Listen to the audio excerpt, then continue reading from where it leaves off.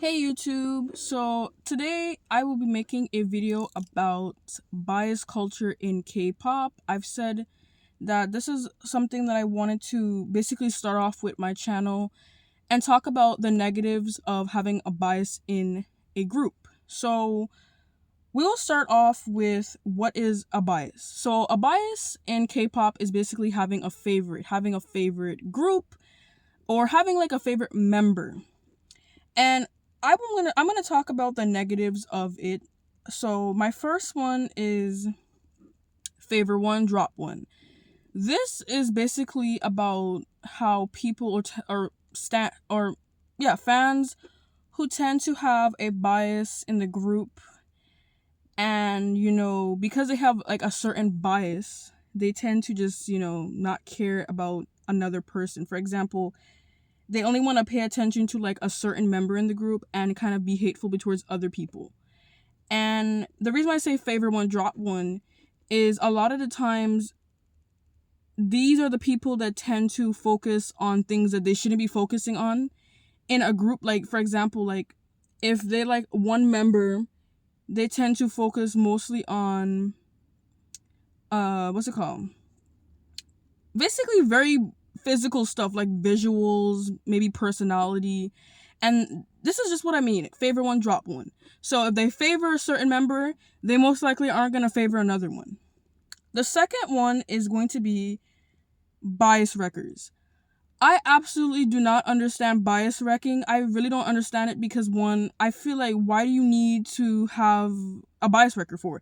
So a bias wrecker is basically a member in the group that makes you rethink who your bias is. So basically, I'm going to use like a group example. So basically, if you're into Stray Kids and your bias is Lino, but all of a sudden maybe Felix is you're starting to get more interested in Felix, then you would get into him, and that will be basically he's your bias wrecker. The reason why I don't understand bias wrecker culture is because why can't you just like both members? Why do you need to have someone to favor? Or basically, why do you need to have a bias in a group? Why do you need to have a bias record? You can always like two members. I feel like this is a problem. I feel like it creates competition, and it shouldn't be competition because, like I said, it's a K-pop group. There's nothing wrong with supporting both members or supporting all members. I feel like why we need to create this competition. And I've noticed a lot of fans tend to do this, create competition for no reason, and it shouldn't be like that. The third one is honestly solo stan. I feel like everyone started off as a solo stan, but temporarily you're gonna be a multi-stan, and I feel like being a multi-stan is better anyways. So solo stans are people who tend to support one group or one member of a group, and these are people that tend to be very toxic. These be haters. These are the haters of the group. These are the ones that tend to be very inappropriate, gross. For example, like if there's like a fan call, these are the ones that are gonna be making very cringy, inappropriate comments about a member. These are the ones I would have to say are lucky. And the reason why I say these solo stans are luckier is because these are the ones that get pretty much everything. These are the ones that, get the fan calls. These are the ones that get, a lot of privilege. And these are the ones that just don't know how to be responsible and be thankful or even grateful that they are the ones that are getting pretty much everything. And as you can know, I'm a multi-stan. I've been a K-pop fan for 4 years, and the first group that I got into was BTS, but I end up along the way getting into other groups. So I feel like being a multi-stan is better. And I've also do not agree with bias culture because I don't bias anyone in a group. I tend to love everyone in the group, and that is just how I am as a multi-stan.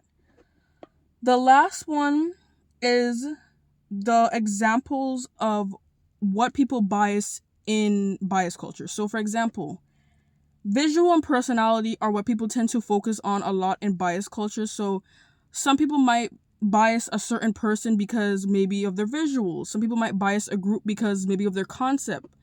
Some people might bias people based on personality, how they act, what they do. So these are the things people tend to bias a lot in a certain group or a member. A lot of the times these are people who tend to don't focus a lot on the importance of a group based on like their concept. So if like a group has like a certain concept that they're going for, people don't tend to take that concept seriously. They tend to just focus mostly on, visuals, personality. They don't focus on the importance of what that group is trying to portray or do. Most of the time I feel like these people don't really go in depth of like their music and stuff, and I feel like this is a problem because I feel like I couldn't get into a group if I'm not gonna get into their music. I feel like the music is important. And the last one is album and photo cards. I feel like I said, the problem with this is album and photo cards are very expensive. And I feel like, I've seen like example, for example, I've seen a lot of fans or some fans that because they didn't get a certain person as their photo card, they would literally trash it. Or albums they probably haven't liked, they would like trash it. I've even seen like solo stands that would buy an album from like another group and they would trash it just to say they trashed it. And it's like, if you're just not into a certain member or a group, why are you paying attention? Why are you trashing it? So this is what I'm basically going to end it off with. I will have a part 2. And this is just my examples and things I've basically come up with for bias culture. And I will be having a part 2. That's great. And this is just it. So thank you for watching this video and stay tuned to the next one.